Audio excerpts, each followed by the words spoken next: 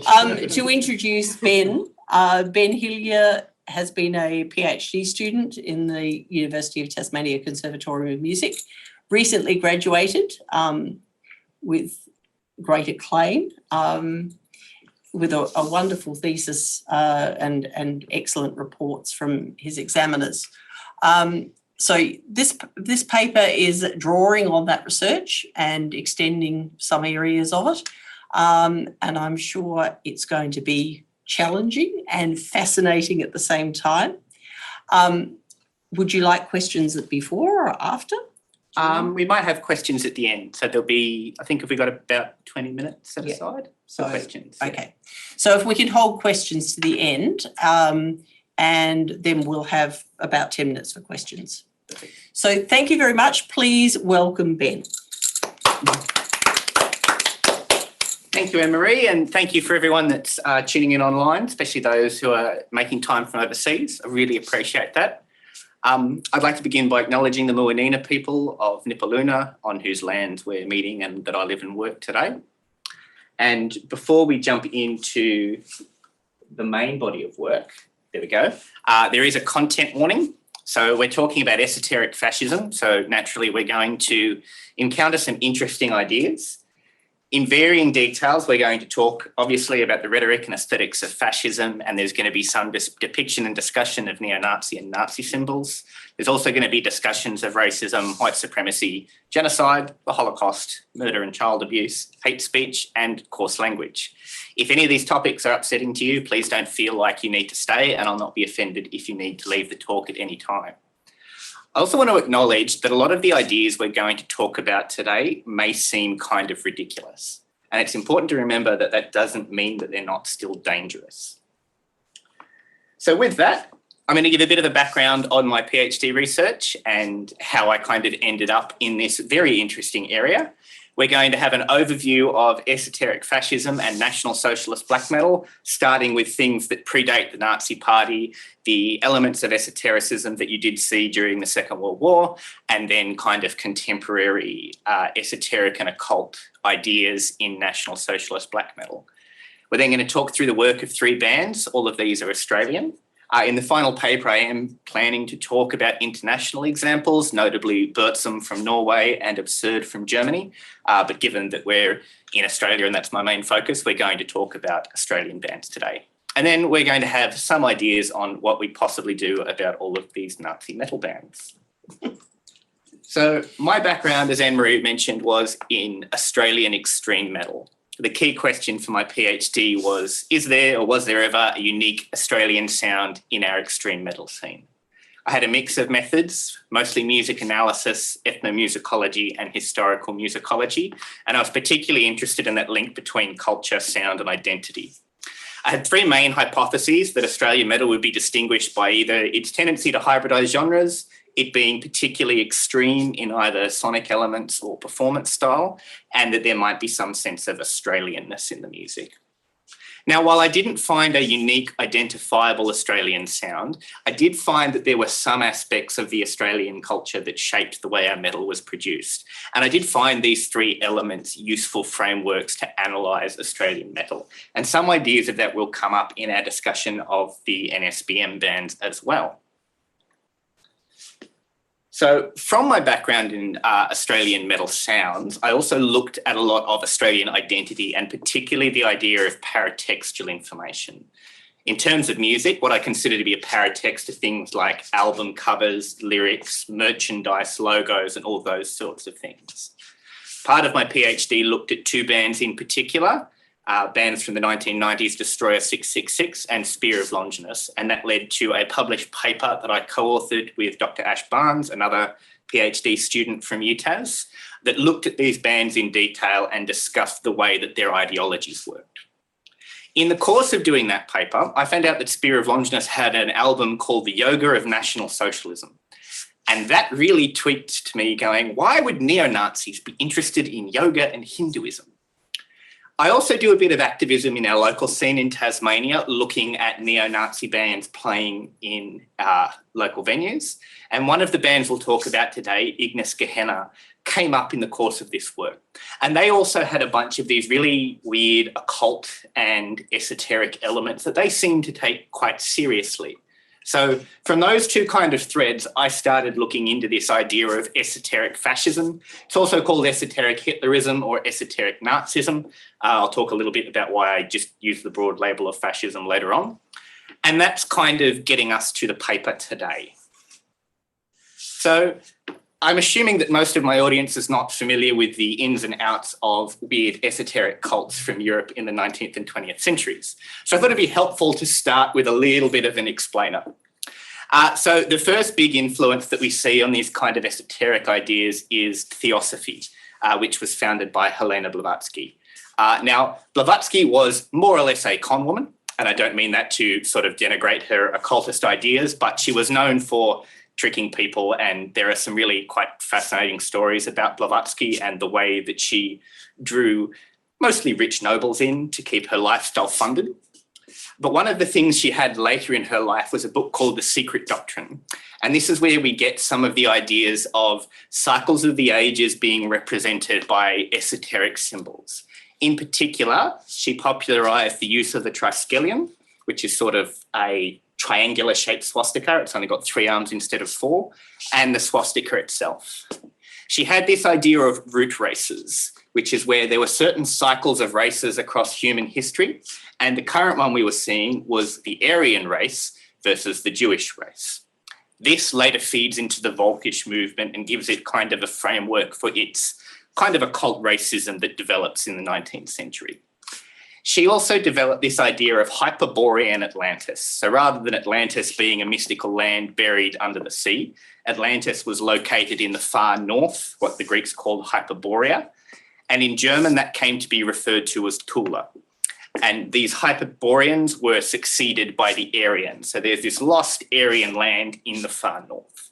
A lot of these seeds are planted by Blavatsky, and they become very significant later on. The next development you see is Aristophy, which is developed by Guido von List and Lanz von Liebenfels as this kind of pan-German movement in the late 19th and early 20th century. This is developing across Bismarck's unified Germany and the German-speaking half of the Austro-Hungarian Empire, and it takes some of these theosophical ideas and develops them into more of a Volkish movement.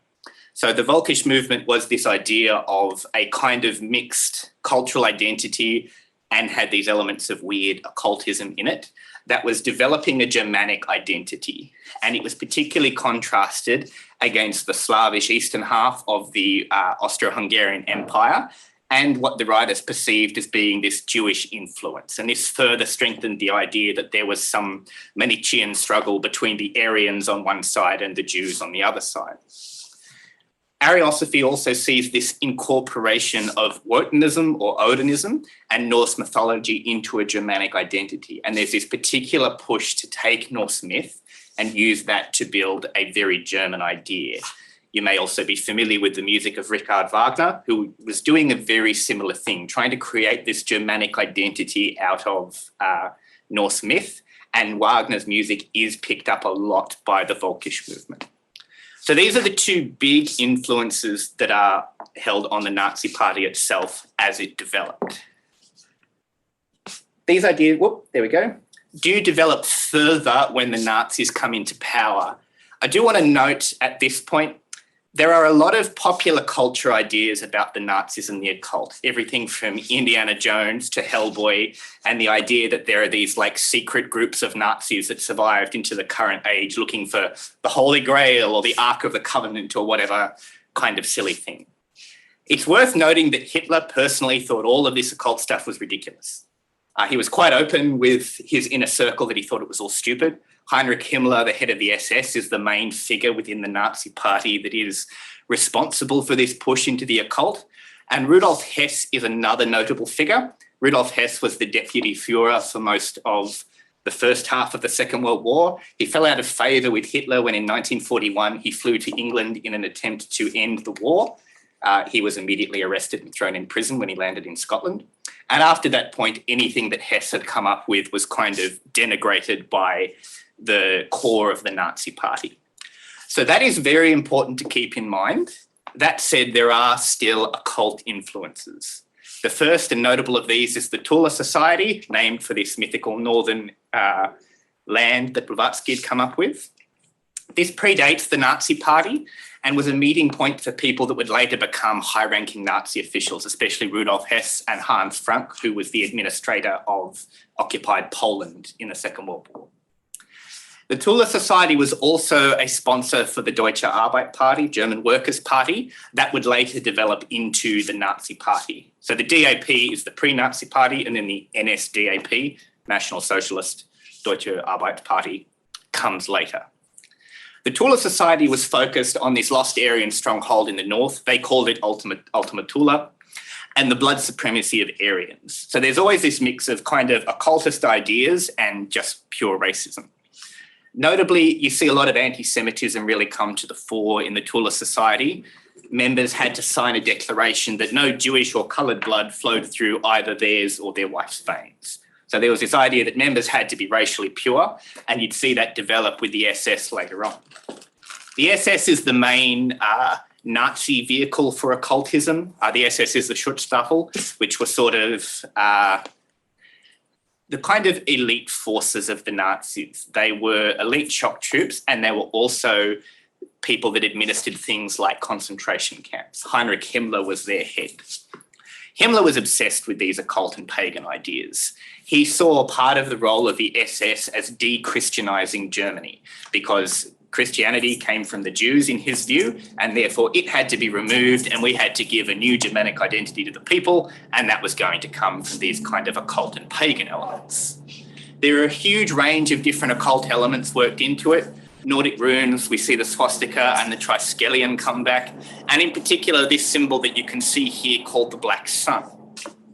This is a kind of Nazi symbol which has now taken on occult connotations. We'll talk about it a bit more in detail, but you may have seen it sort of in contemporary news events. It tends to be what common neo-Nazis will stick on things when they think a swastika is too on the nose. It's one of their kind of primary symbols. And it does have these kind of occultist ideas.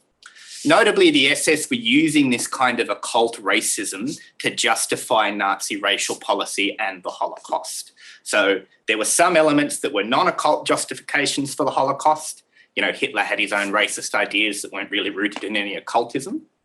But the SS and Himmler in particular were looking for these supernatural, almost divine reasons for the superiority of the German people.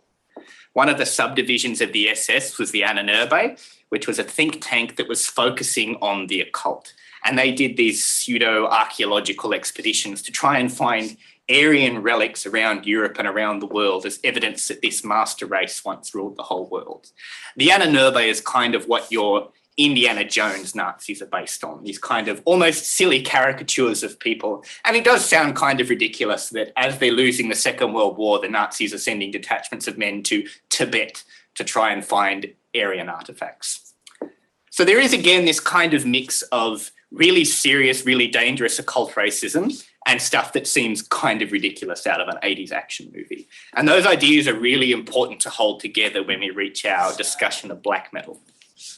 So post-war, we see the real development of this esoteric Hitlerism, esoteric fascism. The first figure is Savitri Devi, who is often called Hitler's priestess or Hitler's guru. She was a thinker who was born from memory in France, but moved to India and spent a lot of time getting very interested in certain aspects of Hinduism. She posthumously kind of sets Hitler up as this avatar of Vishnu, as though Hinduism is one continuation of the idea of the true Aryan religion. So she also develops Blavatsky's cycle of the ages, in particular the idea of the Kali Yuga, which is this kind of dark age, the nadir of human development. And there needs to be some kind of man against time that will come forward and drag people out of the dark age into the golden age. She sets Hitler up as that man against time. She is very influential in post-war Nazism and is one of the founding members of the World Union of National Socialists in the 50s. Her ideas are then developed by Miguel Sagrano, who was a Chilean diplomat to a bunch of different places around the world and had huge Nazi sympathies and was responsible for kind of coalescing a lot of the South American Nazi community. He particularly developed elements of Gnosticism into this idea of esoteric Hitlerism. So the Aryans were set up now against the demiurge and kind of bringing those early Christian heresy Gnosticism ideas into this idea of esoteric Hitlerism and further broadening your occult palette you can draw out of. He was notable for also drawing in some of Julius Evolar's metaphysical anti-Semitism. Evolar was the kind of main philosopher for fascist Italy, if you like.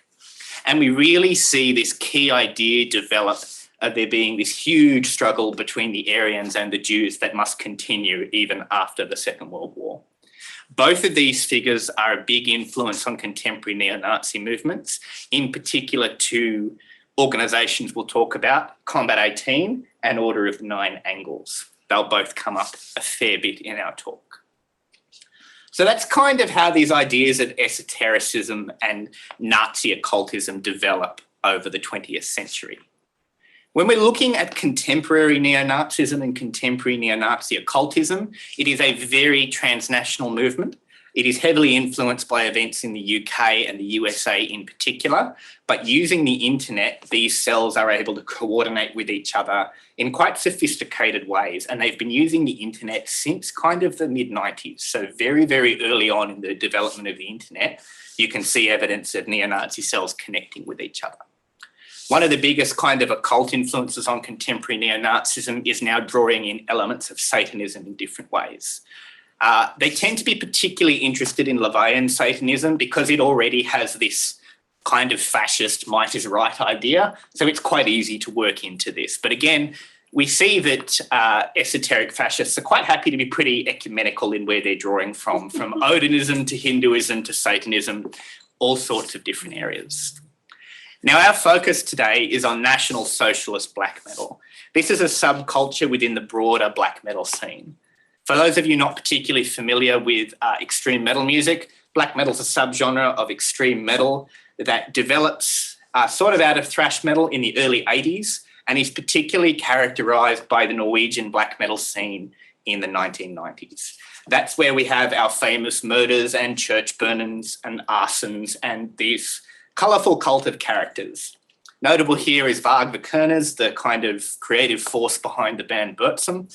He burned 3 churches down out of memory and then was arrested both for the arson and the murder of his bandmate Euronymous. So, interesting figure, very, very into neo-Nazism and one of the founders of what came to be called the Norse Heathen Front. So, this element of neo-Nazism has always kind of been in with black metal. Sometimes it's edginess, sometimes it's serious, and it can be very hard to differentiate the two. And I'll suggest later on that even edginess is probably not a good idea. But it's important that there's this kind of element of extremity and pushing boundaries within black metal. Black metal originally developed as the label for all metal bands that were satanic. It has since codified into describing a particular genre and a particular sound, but it has always kept that element of Satanism. So when we come to the developments with esoteric fascism and black metal, National Socialist black metal scenes serve as a means for connecting the neo-Nazis that are really into the occult and the neo-Nazis that are really into black metal. They're a means for outreach and funding, and these scenes are perfectly happy to take anyone they think they can get. So you see that some of the funding will be funneled in particular areas, most notably the Asgard festival that is held in Europe was used to fund in part the Azov Battalion, who were a Ukrainian neo-Nazi gang. So there are actually direct links between National Socialist black metal bands and scenes and funding of groups. It's not just weird metal bands kind of hanging out on their own, writing weird music. It develops, National Socialist black metal develops as a discrete scene sort of in the late 90s and early 2000s. It is always quite an international scene and it is supported by local cells. The 3 main bands that kind of pushed National Socialist black metal into its own identity are Burzum in Norway, Absurd in Germany, and Spear of Longinus from Australia. There's a lot of inclusion of satanic elements because they're already in black metal. So the occultism that comes through NSBM is heavily flavoured by Satanism. But there is also a heavy draw on Norse aesthetics and Wotanism because, again, that Viking identity has been a part of extreme metal for quite some time as well. Now, there's a variety of reasons why neo-Nazism has been allowed to persist more or less unchallenged in the international black metal scene until fairly recently. An interesting contrast you can make is the punk scene in the 80s, where there were people that would wear Nazi symbols as a means of shock and outrage. But notably, you have large bands like Dead Kennedys writing songs like Nazi punks fuck off. You're making it really clear to people they're not welcome here. Metal doesn't really do that. Metal has this kind of thing where it likes to pretend that it's not political, because if it's not political, we don't have to think critically about the ideas that are happening here. And as a result, neo-Nazi bands can kind of just fester away and be allowed to continue. So that brings us to our case studies. We're going to focus on 3 bands, Spear of Longinus from Queensland, and 2 Tasmanian bands, Black Magic SS and Ignis Gehenna.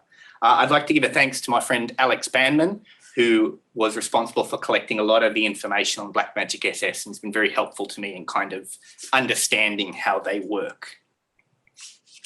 So Spear of Longinus are one of our super overt neo-Nazi bands that really do not even try to hide it. They formed in Brisbane in the early 90s, and they've got overt neo-Nazi affiliations to Queensland Nazi biker gangs, or at least did in the 90s. They're prominent both locally and internationally, but they don't really cross over into mainstream black metal scenes. They're kind of sequestered away into this NSBM scene. They mix in aspects of Nazism and various occult and pagan references that they call Gnostic Nazism. Really, that's kind of just a synonym for esoteric fascism. But they are drawing in these kind of Norse, Hindu, and Gnostic influences. The first example can be seen on their first cassette tape, Nazi Occult Metal, which is a very clear example of what they're on about. There's a whole bunch of really common NSBM tropes you can see in the cover. There are little swastikas in the corners that you might be able to see. The name of the band and the title of the album are kind of transliterated into Norse runes.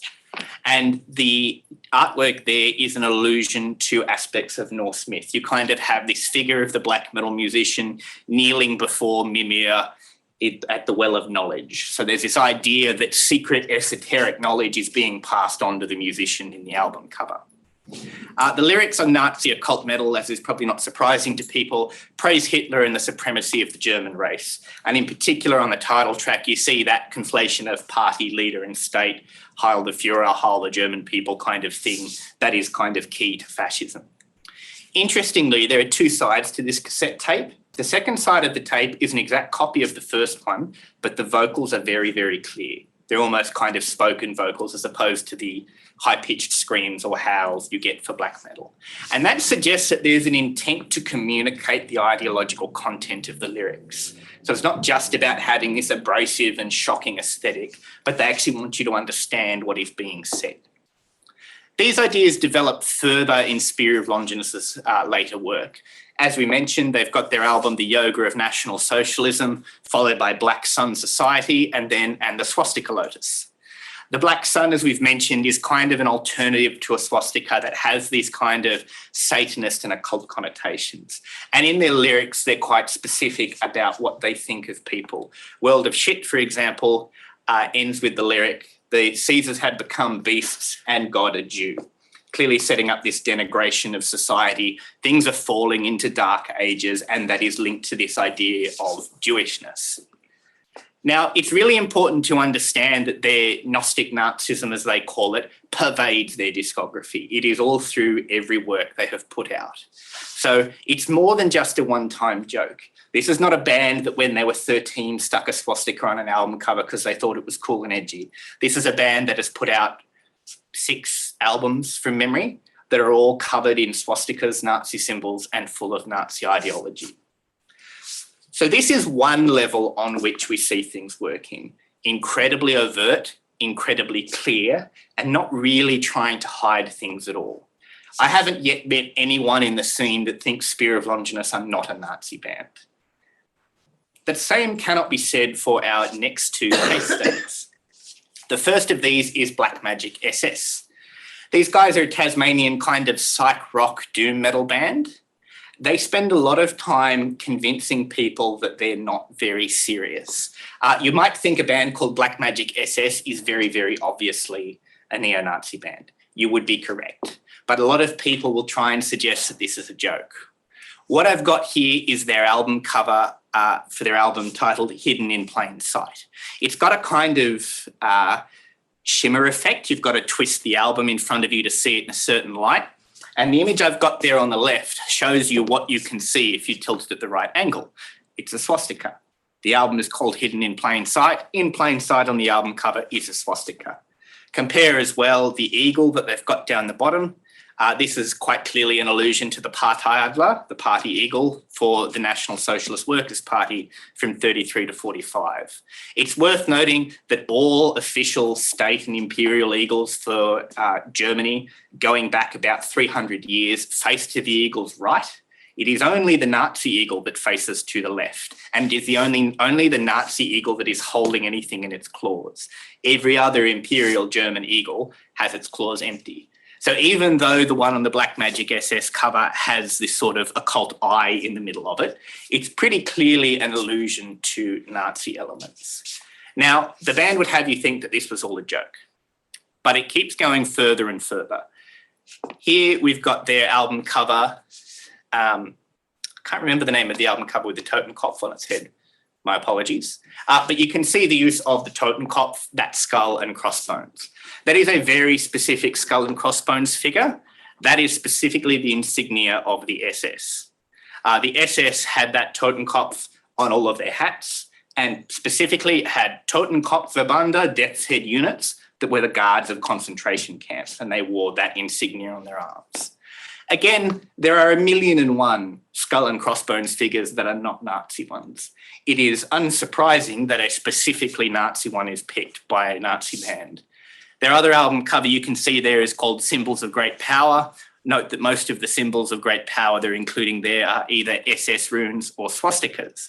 While they have got an inverted cross and kind of a Baphomet figure, the Baphomet figure's got a swastika on its head. And I interpret that as kind of being an element of this drawing satanic and anti-Christian elements into the broader palette of occult Nazism. Finally, we've got their lyrics for their song In the Circle, where they quite clearly say that part of their black magic rituals are chanting Heil the Führer, beware the Aryan race, in the circle, Heil the Führer, in the circle, you cast the spell.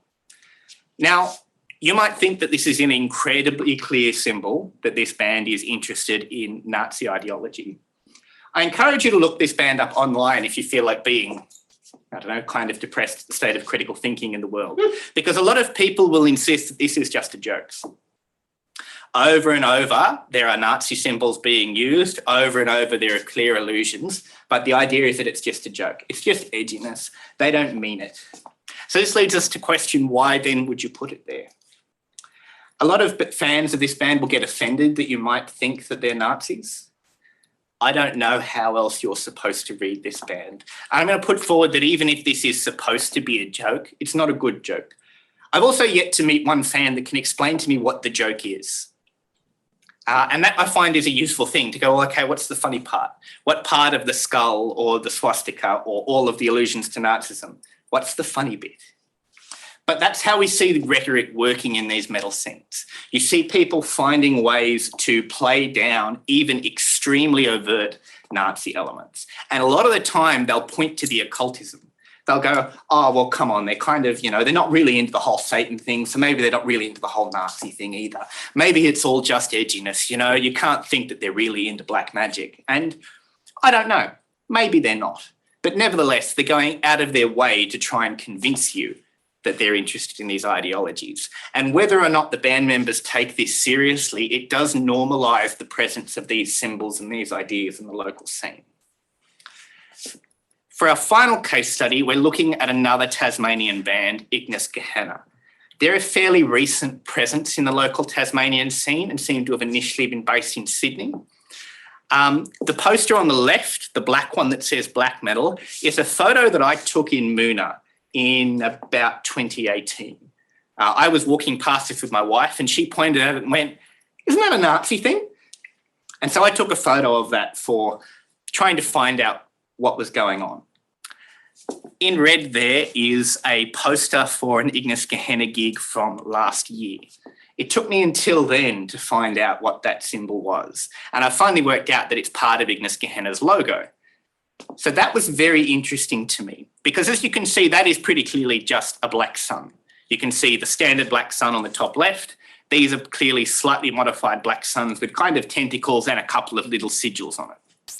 Ignis Gehenna are pretty notable for some deep occult connections that we'll dig into. In particular, they're connected to an Australian chapter of the Order of the Nine Angles called the Temple of Them.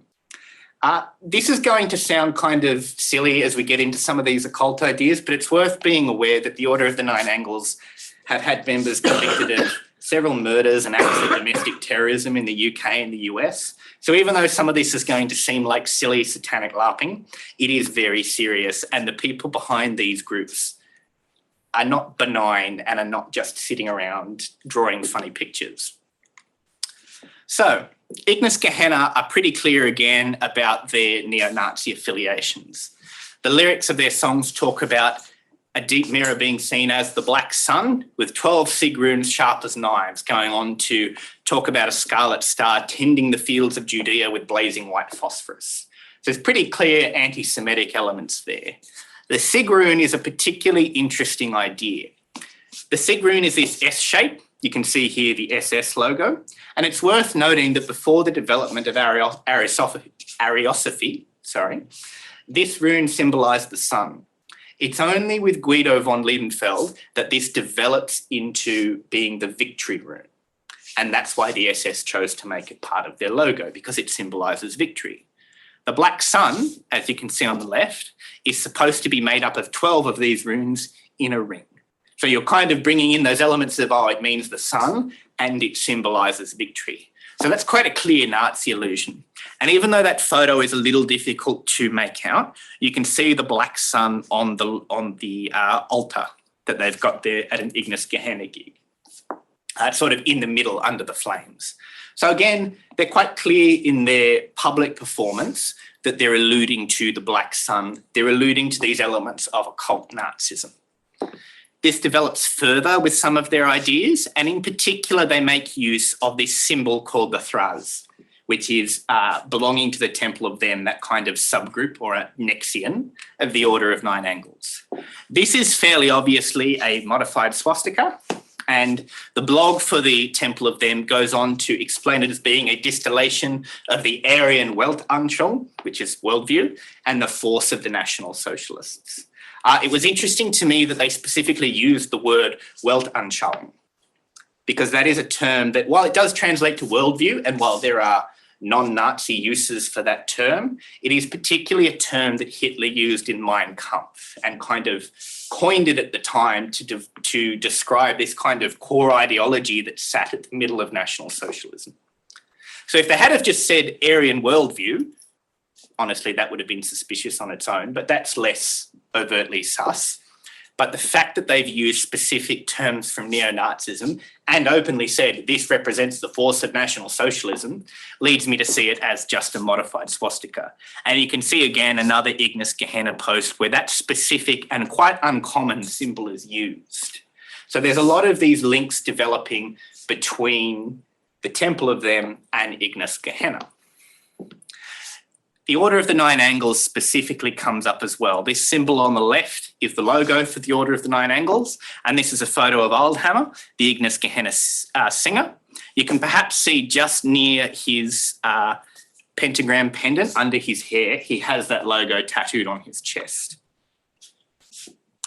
So we're seeing clear links to a subgroup of the Order of Nine Angles and then the overgroup of the Order of Nine Angles itself. The Order of Nine Angles described as a National Socialist-oriented Satanist group. As we noted, they openly encourage acts of terrorism and are particularly interested in the idea of human sacrifice. It's been suggested that some of the members of the O9A have joined the US military and other militaries so that they are able to kill people without it being illegal, and that somehow feeds into these ideas of dark occultism. There is some debate as to whether or not the Temple of Them are still a part of the O9A. I have found some things suggesting that they fell out with them over the idea of whether or not the children of enemies of the order are allowed to be murdered and raped. So one group thought yes, one group thought no. Enemies, that's fine, do whatever you want to them. But I can't remember, I think maybe it was the Order of Nine Angles went, oh, going after the kids, that's a bit far. So it's nice that they have some standards, I suppose. And of course, there are some further links between the O9A and other neo-Nazi terrorist organisations like Combat 18 in the UK and Atomwaffen in the US. And again, these are groups that are convicted of various acts of domestic terror and harassment, the usual litany of things you get.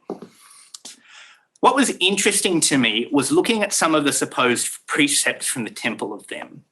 And this showed me how clearly some of these esoteric fascist groups think about using music scenes. So these are all direct quotes. The things in brackets are part of the original quotes as well. Precept 61 specifically has them fusing Reichno, their idea of hypnosis and Hitler, with sinister music. And when they talk about something being sinister, they're referring to people that are members of their order. They suggest that you donate time, space or energy for a sinister band, and there are several interviews and promotions of Ignis Gehenna that could be found on that blog before it disappeared. They also specifically suggest keeping tabs on death metal, among other scenes, and watching there for possible recruits. I don't interpret that, by the way, as them being specific about genre. I assume they're using death metal as a catch-all label for all extreme metal, because for those in the scene, it is much more black metal than death metal that has neo-Nazis in it.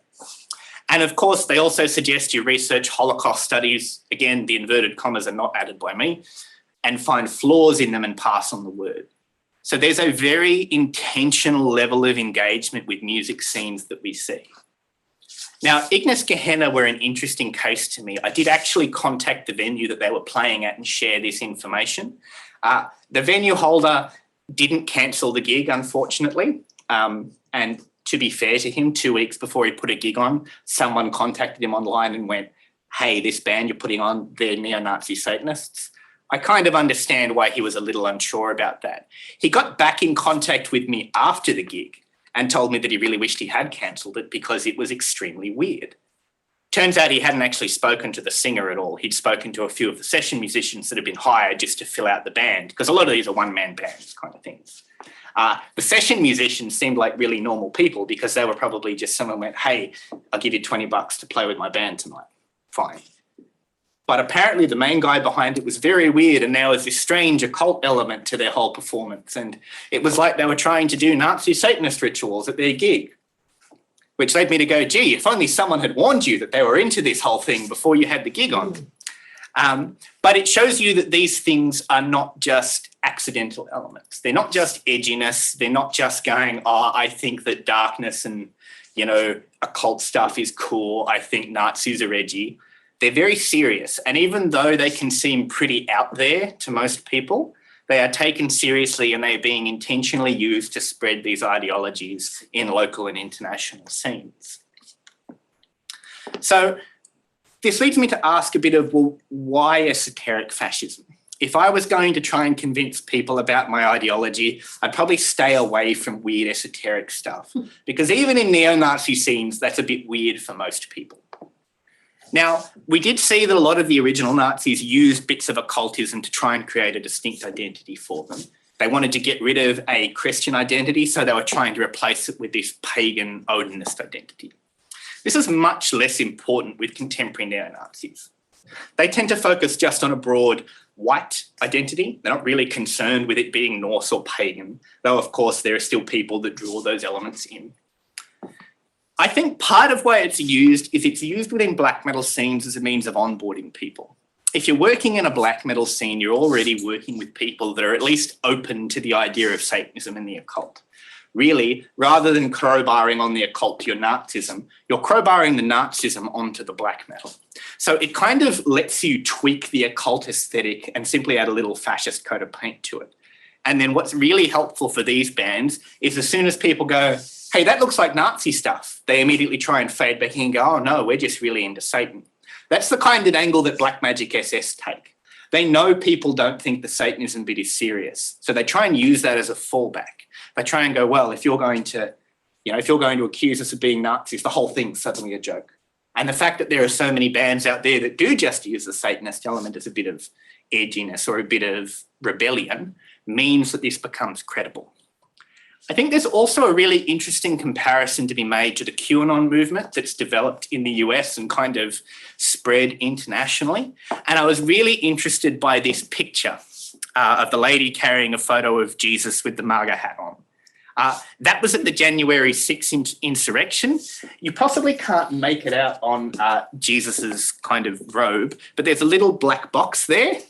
It says WW1WGA, which stands for Where We Go One, We Go All, which is a QAnon saying that you're kind of all in this together. It comes from the movie Master and Commander, out of all things, because we are beyond parody now. But there are these ideas where there are kind of these esoteric elements being worked into the QAnon conspiracy. The idea that there is this secret cabal of satanic elites that are harvesting adrenochrome from children in order to uplift their conspiracy or whatever's going on. But the idea that Trump and his administration had the secret answers to this. They had the secret knowledge that could overcome this conspiracy, and it is because of insert excuse of the week here that he hasn't arrested the whole cabal and saved the world.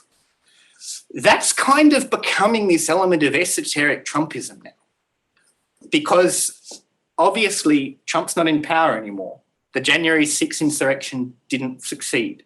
So if you're trying to justify why your conspiracy theory works, you have to reach for increasingly outlandish and esoteric ideas. And that then lets you fall back on this Manichaean struggle between the Aryans and the Jews, you know? And that's kind of at the core of fascism. The in-group is all powerful, but for some reason the out-group is still winning. You kind of got to be able to hold this double-think with you already if you're going to be a fascist. So we see esoteric fascism being used to intensify this conspiratorial thinking. I'm not aware of any direct links between kind of QAnon ideas and black metal. I suspect they kind of bounce off each other because QAnon is nominally very Christian and at least very, very super conservative evangelical. Those kinds of types tend to think black metal is satanic blasphemy, so there's probably not a huge amount of crossover. But nevertheless, I think these elements of thinking and these strains of thought can be held and understood in common. You gonna go? Oh, there we go. So this brings us to what do we do about all of this? This quote comes from Nicholas Goodrick Clark, who is kind of the authority on occult Marxism, contemporarily at least. I thought it was fascinating because he pointed out in 2003 that the original Volkisch movement was one of the precursors of National Socialism, and therefore we need to take the new Volkisch movement, which this is a part of, quite seriously. Who indeed knows what politics and societies will emerge by 2030 to 2050? So 20 years after he wrote that, it's definitely intensified from the point where he left off in his book. Most of the books written in the early 2000s will touch on National Socialist black metal, mostly as this kind of weird curiosity of, oh, look, there's kind of these Norse pagan Satanists that write loud music. That's a bit weird.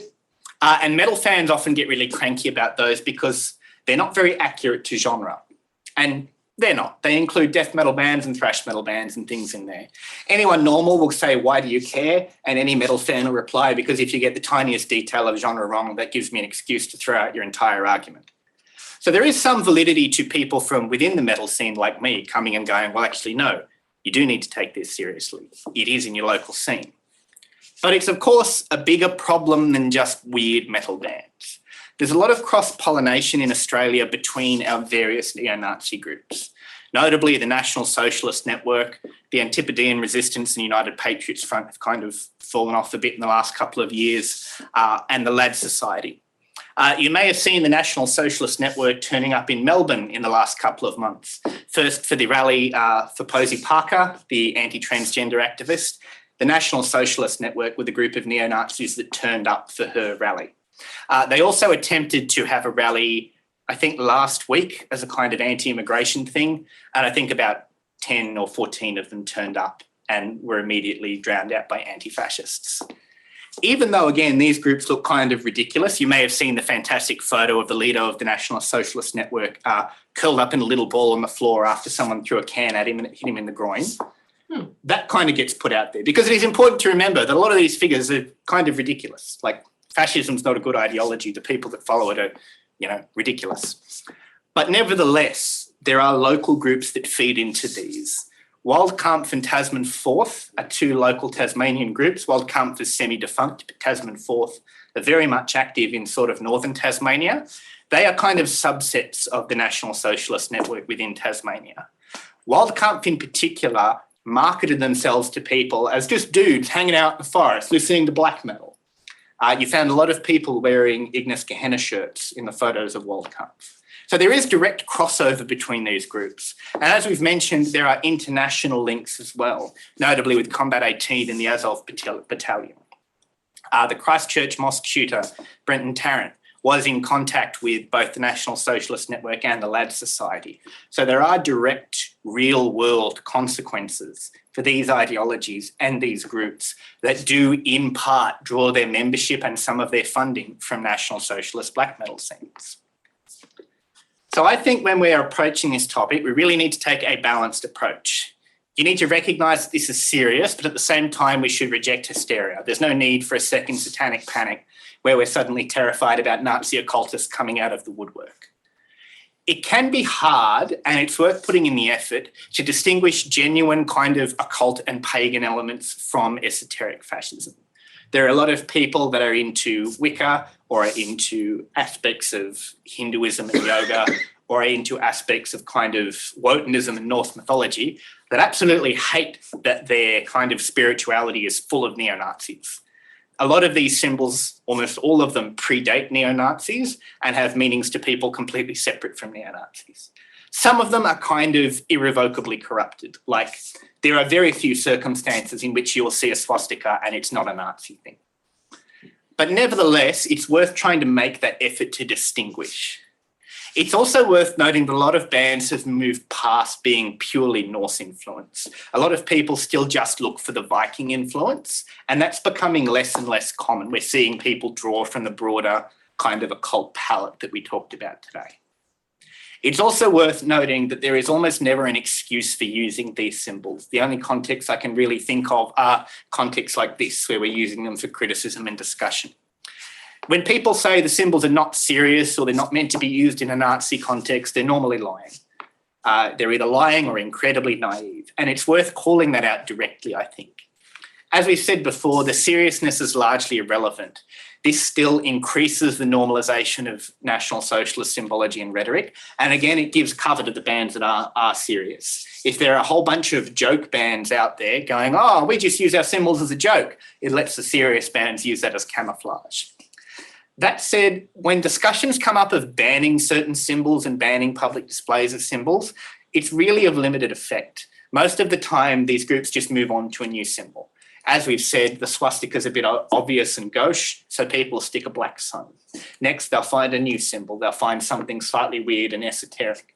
The number 88, for example, is commonly used because H is the eighth letter of the alphabet, 88, HH, Heil Hitler. So therefore, there are all sorts of symbols that can be used.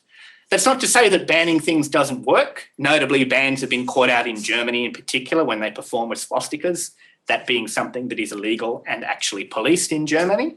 And therefore, there is a mix of arguments for and arguments against.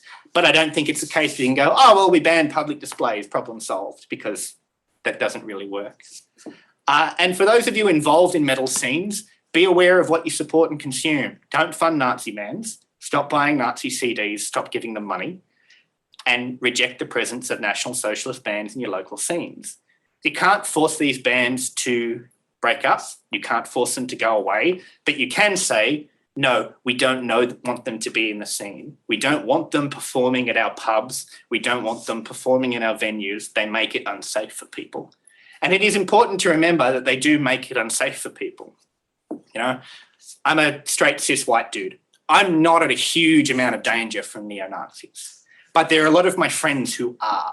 So I think it's very important that, you know, people like me that have less danger stand up and go, hey, this isn't okay here. And wherever you are, you'll probably find that there are a local group of anti-fascists that are keeping an eye on this kind of thing and trying to do something about it. So that wraps me up for today. There are some suggestions for references and further reading. Otherwise, thank you very much for listening, and I welcome any questions and comments. Thank you so much, Ben. That was great, really thought-provoking, and that sort of call to action is something we rarely get in an academic paper, so thank you very much. I think there were some comments in the thread, which we might go to first. I'm not sure if they were questions. Yeah, I could. Sure. Hi, thank you, Ben, for such a great presentation. And I'm really glad I just came across a mutual's tweet about this on Twitter. And, you know, what a project. I hope you're going to publish a book or something. But also really liked this overview and particularly, I guess the form, the aesthetic of Nazism from Blavatsky right through to, you know, Muna. So I'm wondering if you could talk a little bit more about this last point you were talking about around the question of banning particular symbols, these sort of aesthetics, these formal elements in the visual, as it is a, you know, live conversation in places like Victoria post the Parker Posey incident.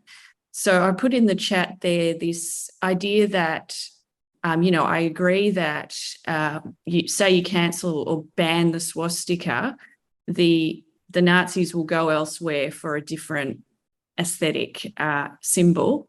But then again, I mean, many, say, Holocaust experts will say that the swastika is kind of an exceptional signifier that we should make some stands on around, cancelling. So I know it's a big question, but maybe your thoughts on that. But again, excellent presentation. Thank you. Thank you. Those are really, really good points. And I should have clarified in the talk that I think one of the strongest arguments for banning it is reducing the distress for people like Holocaust survivors, because even if it's perhaps not the most effective tool at downplaying Nazism, there is still a lot of value, I think, to cancelling those symbols because it does reduce, public displays of hate symbols. And I mean, I'm not a government policy person. I don't claim to have the answer. And like you say, it is a detailed and complicated conversation. So I do think, I don't think it would be a bad thing for those symbols to be banned. I just think it would be dangerous to go, well, we've banned it, we'll stop there. That's the limit of, I think, of government intervention. But then, of course, when you've got governments intervening to silence types of political speech, that becomes a complicated question. I tend to think that hate speech is something that warrants silencing, but that is my personal view. So it does become a complicated topic very quickly, yeah. Thank you. I think Mitch. Mitch, you've got your hand up? Yes. Can you guys hear me? That's all good? Yep. Awesome. Yeah, thank you for that talk. I'll just actually read out what I typed and press enter on. But in terms of talking to venues, do you find it worthwhile to contact and pressure venues to cancel gigs or individual bands? And then in terms of, you mentioned the venue that didn't like that gig after the fact. Do you think there'd be any worth getting promoters and venue owners in contact with each other as opposed to just leaving it with metalheads or bands to pick up the slack and sort of essentially make the argument every time this band tries to find a new venue? I think absolutely it should be a scene-wide thing. You should have fans, bands, promoters, venues all working together. The problem I find is the more people you try and get to buy in, the more complicated it becomes. And it does put a lot of the pressure on sort of the handful of people that really care about it to do something each time. One of the examples I think of was the recent Atlas and Taka Atlas and Taka gig in Australia. So I was involved with trying to get that shut down. For those of you who don't know, Taka's a Norwegian band. Their singer was arrested in Germany for performing with a swastika on his chest.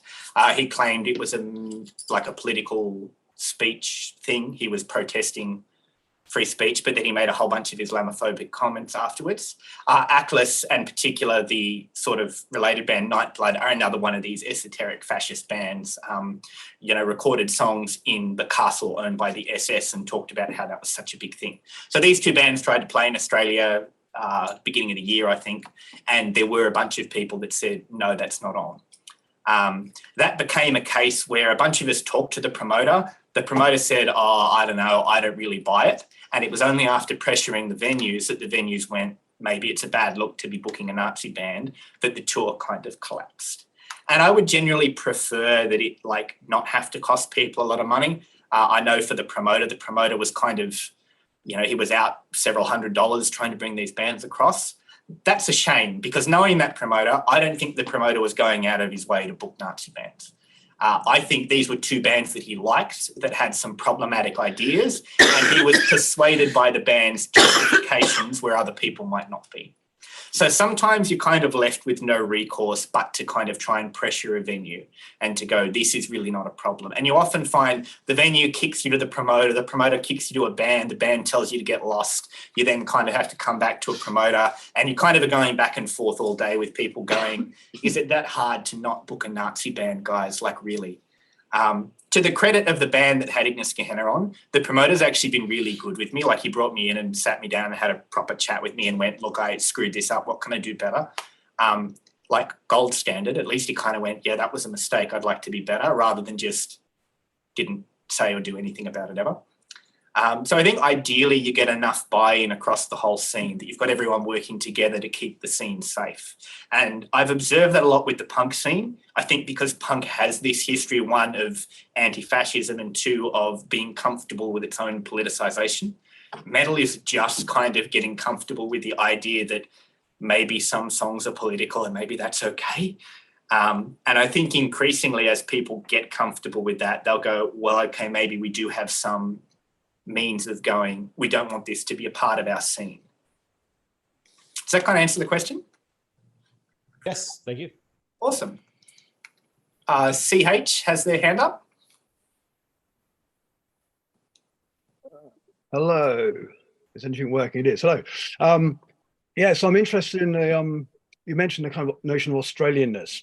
So one of the things with black metal, which I find fascinating, is that it's very much a worldwide phenomenon. And for me, it kind of touches on kind of Nouvelle Droite, New Right ideologies, the idea of kind of paganism, localized identity, that kind of thing. And I'm wondering, how much of that Australianness is there? Because, I mean, for one thing, the white population of Australia hasn't got much history, perhaps a long history or kind of culture to draw on, that kind of folk culture. So I just wondered the Australianness aspects of it. Yeah, that's a great question, because that was kind of the driving force behind my PhD. I looked at things like Norwegian black metal, which has got this really strong cultural Norwegian identity, and also like the Swedish death metal scene, even like the Florida death metal scene. We've got discrete styles and genres.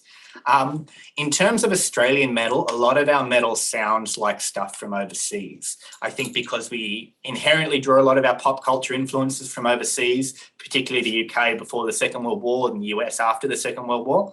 And that's reflected in the general makeup of Australian popular music and Australian metal. Where Australian popular music has incorporated some Indigenous voices, Australian metal really has not. There's only really a handful of bands like Dispossessed or Nocturnal, that have got elements of an Indigenous voice. Southeast Desert Metal are another kind of contemporary band. And you've got some bands like Alchemist, who, even though they're not Indigenous, worked in a didgeridoo and had their Australalian concept album. That's kind of it, like 4 or 5 bands over the course of Australian history. One of the things that I found interesting, in a sense, about these white supremacist bands was they did have a really clear Australian identity. It was super racist and it was white supremacist, but it was really clearly Australian. Whereas the rest of the scene, it's only kind of the last 10 years or so that the Australian scene has had much interest in really clearly communicating Australianness.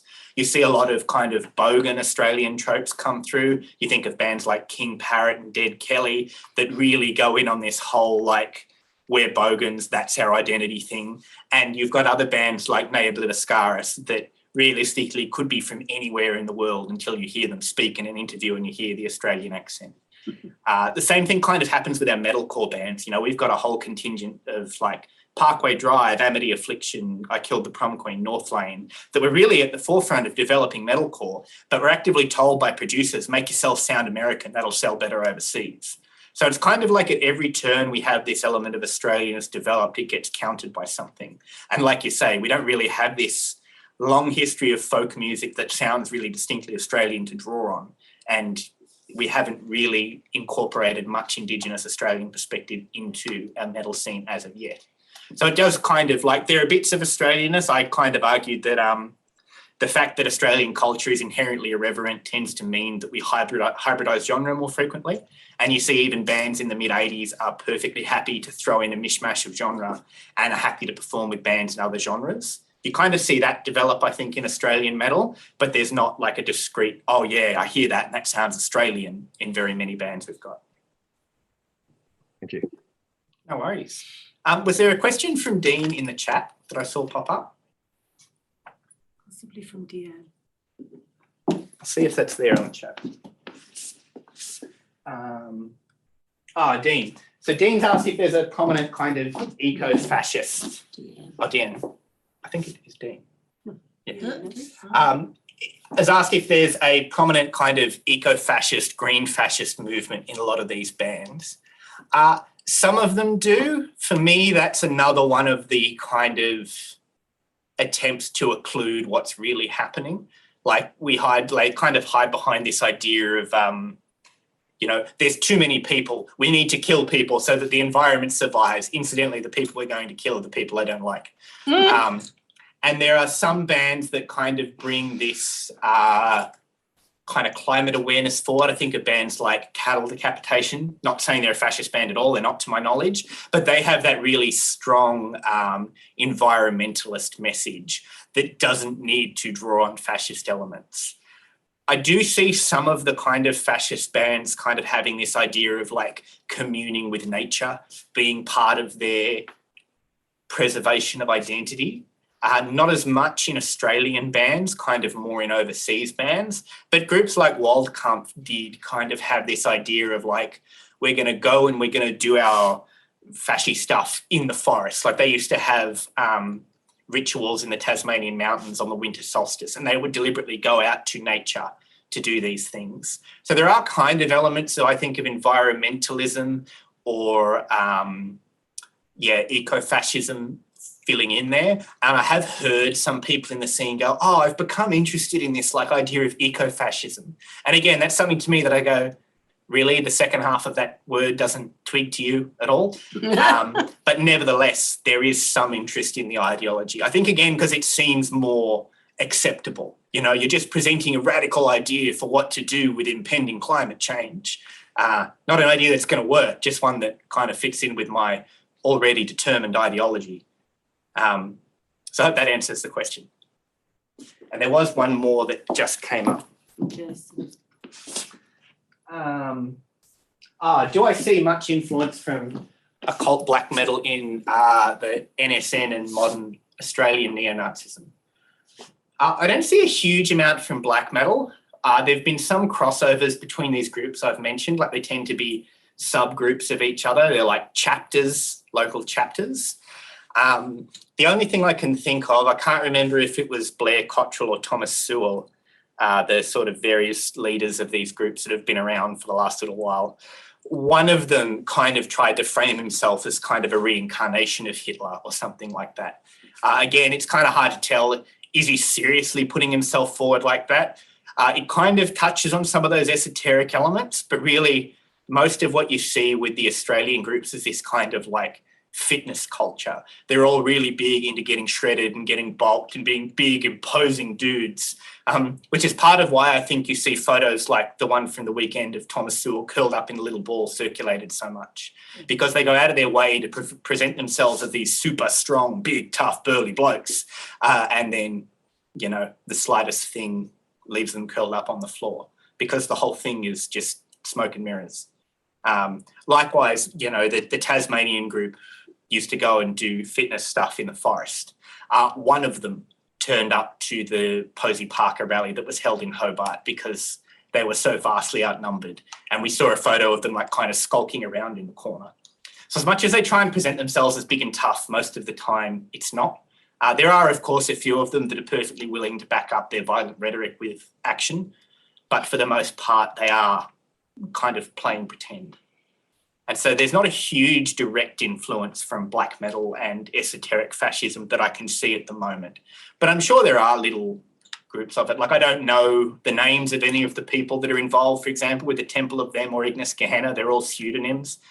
Perhaps they're involved. I know that some of them were involved with that Waldkampf group because you've seen photos of their logos and things. But because so much of black metal is already hidden behind pseudonyms, like people use stage names or they dress up as cultists or whatever, you know, it can be hard to know who's actually doing what. And then, of course, most of the members of the National Socialist Network that turn up to events wear face coverings and masks and things because they're all hiding their identity. So it can be a bit hard to see direct influences sometimes. Oh, there you go. It was Tom. Okay. Oh, I forgot to record it. I wondered forgot to that. hit record. I wondered that. You'll be able to go home and record it again. Oh, that is a pity. Are there any other questions that people would like to pose? Did anyone here have a question? Yes, we were very lucky to. Because there are a whole bunch of people who are like, oh, I'd love a recording because it's the middle of the night in America and I forgot to record it. Oh, well, could you make a recording? do you Yeah, think? probably could. Look, that would be great, and maybe we can put it up on the MSA site. Yeah, happy to do that. Thank you very much, Ben. Thank It's you. been a really eye-opening presentation, and we will try and get a recording and put it up on the Musicological Society of Australia Tasmania chapter Facebook page so that you can access it and replay it, pass it on to your friends. Please keep an eye on that page because we've got more events planned for this year. I think the next one is July? I think so. Yes, July. One of our new lecturers, Charlotte Mana, is going to be talking about work that she did, which was a hybrid between classical opera and classical Indian music and dance. So it's bringing across those ideas together and into performance practice. So that, again, will be a very mind-expanding talk as we head today. So thank you very much, Ben. Thank you everybody who came. Really appreciate such a great turnout. And applause.